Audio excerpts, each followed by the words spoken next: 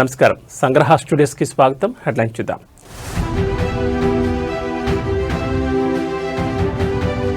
ఢిల్లీ పర్యటనలో ఉన్న Revanth Reddy global summit విజయంపై వివరించిన సీఎం.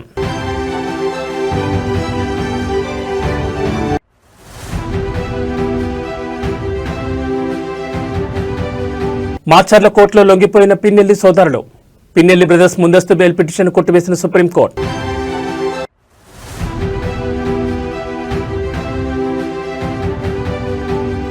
విమానాల రద్దుపై క్షమాపణ చెప్పిన ఇండిగో చైర్మన్. మూల కారణాల దర్యాప్తుకు బయటి నిపుణుల నియామకం.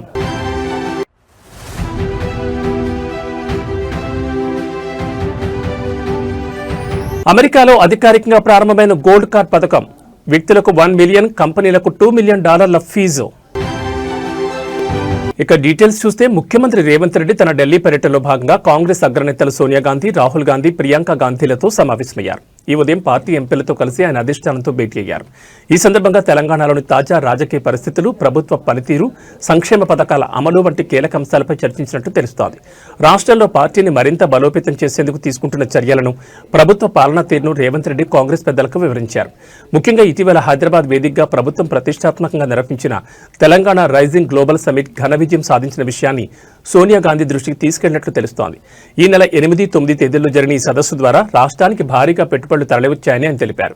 కేవలం 2 రోజుల్లోనే వివిధ రంగాల్లో కలిపి 5.75 లక్షల కోట్ల పెట్టుబడులను ఆకర్షించగలిగామని రేవంత్ రెడ్డి అధిష్టానానికి వివరించినట్లు పార్టీ వర్గాలు పేర్కొన్నాయి. రాష్ట్ర అభివృద్ధికి ఈ పెట్టుబడులు ఎలా దోహదపడతాయో ఆయన వివరించినట్లు తెలుస్తోంది.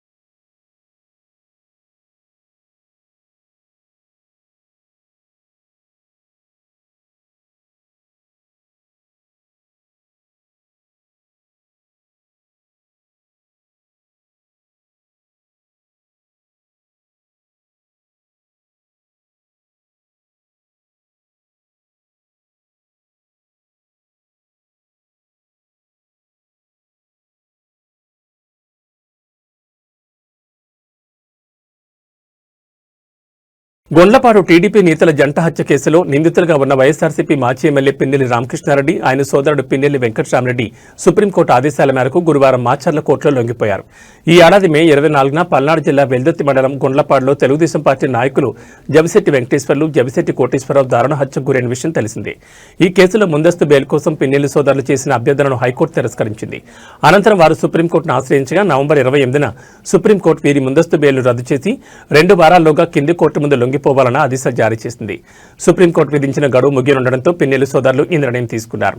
ఈ లింగుబాటు నేపథ్యంలో ఎలాంటి అవాంఛనీయ సంఘటనలు చోటు చేసుకోకుండా పోలీసులు గురజాల సబ్ డివిజన్ పరిధిలో 144 సెక్షన్ విధించారు.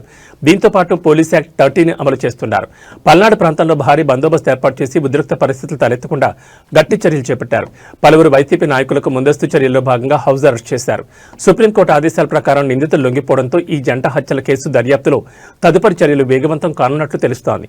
ఇటీవల ఈ కేసు విచారణలో భాగంగా సెక్షన్ 161 కింద నమోదు చేసిన డాక్యుమెంట్లు నిందితులకు ఎలా అందాయోనని సుప్రీంకోర్టు ధర్మాసనం ఆశ్చర్యం వ్యక్తం చేస్తూ ముందస్తు బెయిల్ పిటిషన్ కొట్టివేసిన విషయం తెలిసిందే.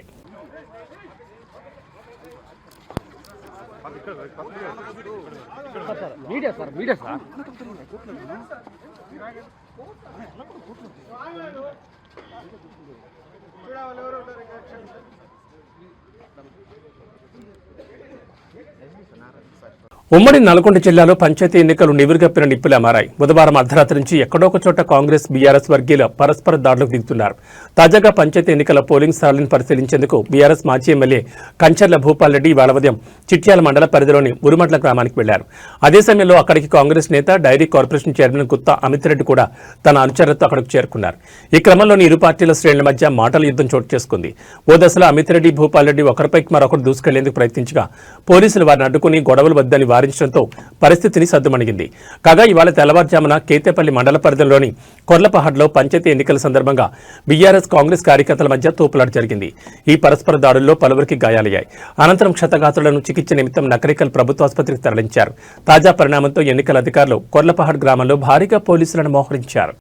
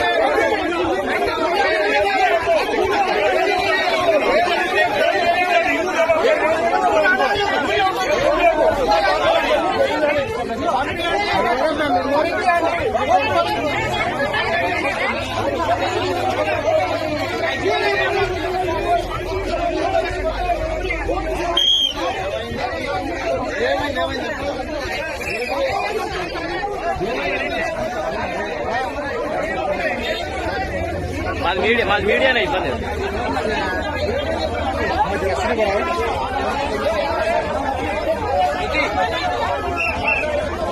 శృతి శృతి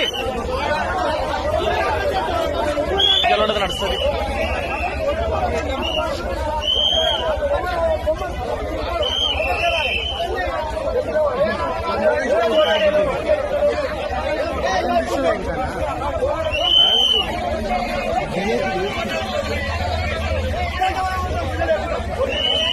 ప్రకాశం జిల్లా గిద్దలూరు తెలుగుదేశం పార్టీ మాజీ ఎమ్మెల్యే సీనియర్ నేత పిడతల రాంభూపాల్ రెడ్డి కన్నమూశారు. గత కొంతకాలంగా వయోసంబంధిత అనారోగ్య సమస్యలతో బాధపడుతున్న ఆయన హైదరాబాద్లోని ఒక ప్రైవేట్ ఆసుపత్రిలో చికిత్స పొందుతూ ఇవాళ తుది శ్వాస విడిచారు. రాంభూపాల్ రెడ్డి 1994లో జరిగిన అసెంబ్లీ ఎన్నికల్లో టీడీపీ అభ్యర్థిగా గిద్దలూరు నియోజకవర్గం నుంచి పోటీ చేసి ఎమ్మెల్యేగా గెలుపొందారు. ఆ తర్వాత నుంచి ఆయన క్రియాశీలక రాజకీయాలకు దూరంగా ఉంటొచ్చారు. ఆయన మరణ వార్త తెలియగానే తెలుగు రాష్ట్రాల్లోని పలువురు రాజకీయ ప్రముఖులు సంతాపం వ్యక్తం చేశారు. ఆయన కుటుంబ సభ్యులకు తమ ప్రగాఢ సానుభూతిని తెలియజేశారు. ఆయన అంత్యక్రియలు శుక్రవారం గిద్దలూరులో నిర్వహించనున్నట్లు కుటుంబ సభ్యులు తెలిపారు.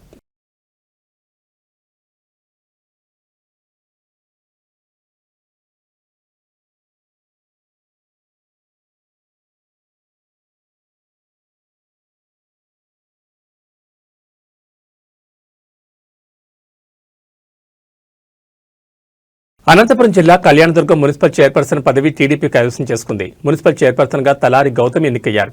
కళ్యాణదుర్గం మున్సిపాలిటీలో మొత్తం 24 మంది కౌన్సిలర్లు ఉండగా టీడీపీకి 12 మంది కౌన్సిలర్లు, వైసీపీకి 12 మంది కౌన్సిలర్ల బలం ఉంది. అయితే ఎక్స్ అఫీషియో సభ్యులుగా ఎంపీ అంబికా లక్ష్మీనారాయణ, ఎమ్మెల్యే సురేంద్రబాబు ఓటేయడంతో మున్సిపల్ పీఠం టీడీపీ దక్కించుకుంది. ఈ గెలుపుతో తెలుగు తమ్ముళ్లు సంబరాలమేనంటాయి.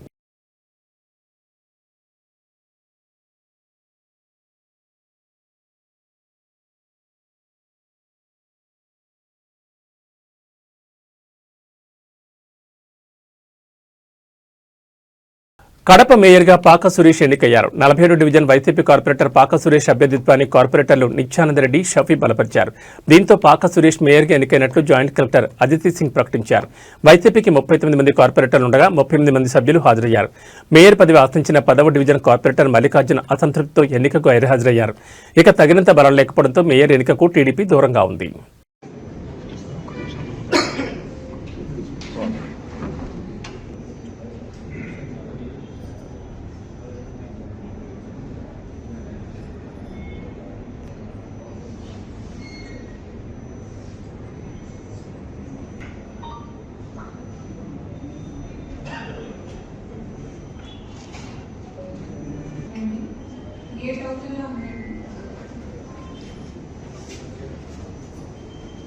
అదే చేయడం జరుగుతుంది. 50% 46 మెంబర్స్ మినిమం ఉంటే మేము స్టార్ట్ చేయవచ్చు. ఇది మనకి రూల్స్లో ఉంది. ఇప్పుడు మేము స్పెషల్ మీటింగ్ని స్టార్ట్ చేస్తున్నాము.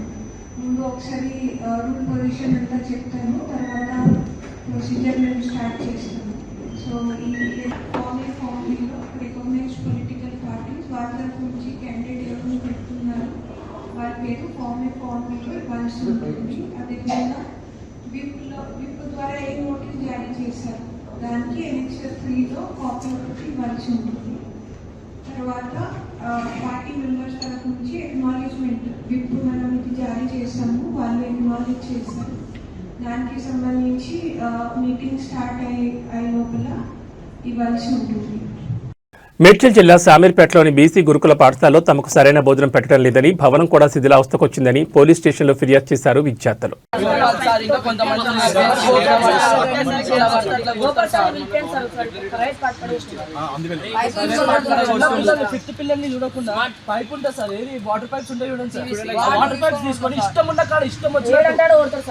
సాంబార్ అయిపోయింది.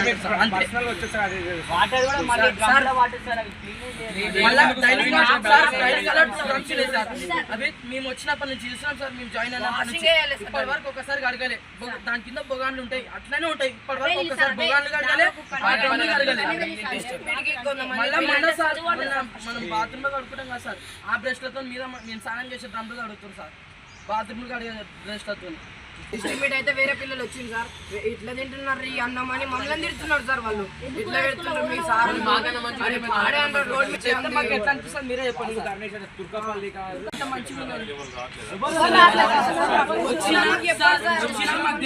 ప్రిన్సిపల్ రూమ్ లో కాడికి అంతే, ఆడికి మళ్ళీ వెళ్ళిపోతారు. అంచినా సరే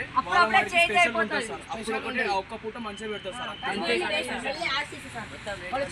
మెన్నోళ్ళు ఉన్నట్టు చక్కగా పెడతలేరు, పొద్దున్న సాయంత్రం పెడతారు, సాయంత్రం పొద్దున్న పెడతారు. ఏం పడుతున్నారు అలాగే మేమేమన్నా అడిగితే మళ్ళీ కొట్టే నీకు ఎందుకు ఒక్కనే తింటలేరా అంటే చదవచ్చు అని పోలీస్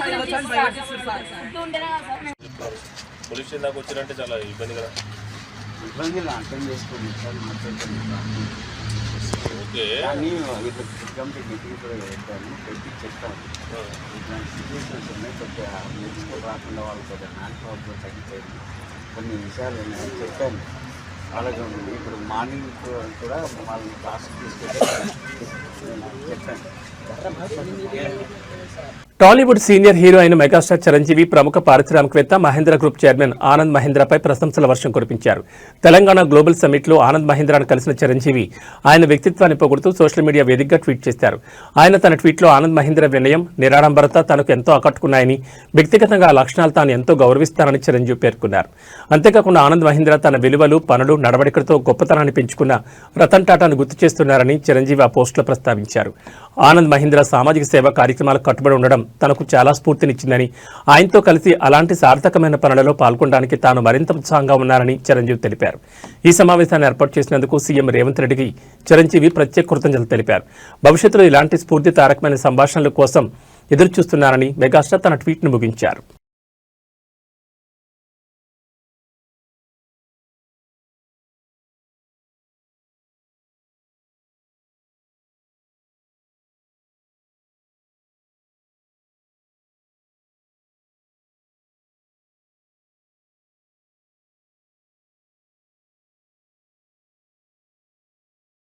ఇటీవల భారీ సంఖ్యలో విమానాలు రద్దు కావడం, ఆలస్యం అవడంపై ఇండిగో ఎయిర్లైన్స్ ప్రయాణికులకు క్షమాపణ చెప్పింది.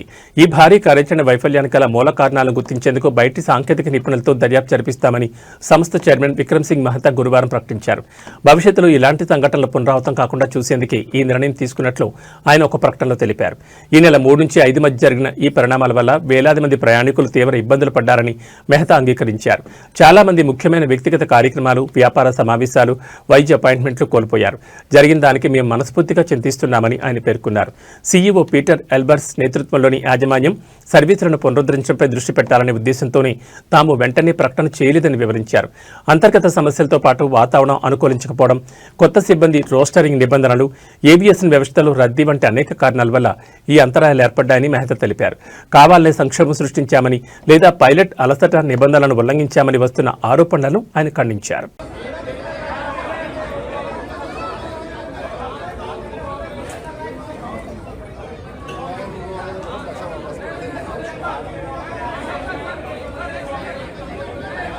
तो मेरे जैसे अपने भाई को